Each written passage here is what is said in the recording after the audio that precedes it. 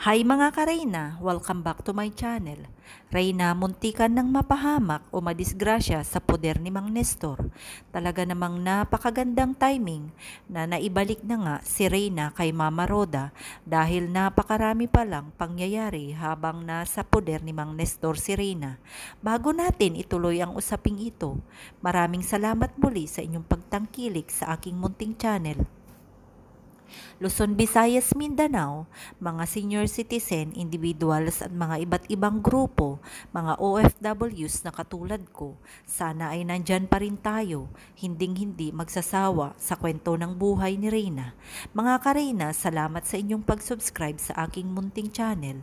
Ayun nga at nakikita na natin ang update kay Reyna halos araw-araw. Alam ko magaan na sa ating damdamin. Sa araw-araw na pagla-live ni Roda Mix Vlogs, napakalaking tulong na ito upang sa ganun ay alam natin kung ano ang nangyayari para kay Reyna. Alam natin na tila bang napakaganda na ang hinaharap ni Reyna sa ngayon. Habang nasa poder nga ni Mang Nestor si Reyna, napakarami noon talaga namang nag-iisip na hindi maganda ang kahihinat na ni Reyna kung nagpatuloy kay Mang Nestor. Maaaring maging mas serious condition ang kalagayan ni Reyna kung patuloy na nangyari or nagstay kay Mang Nestor dahil nga napapabayaan ito sa pagkain at wala na ngang resistensya sa kanyang katawan.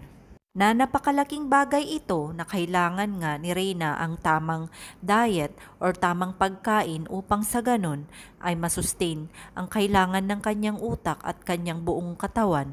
Perfect timing na ibinalik nga si Reyna dahil darating na nga ang pasukan.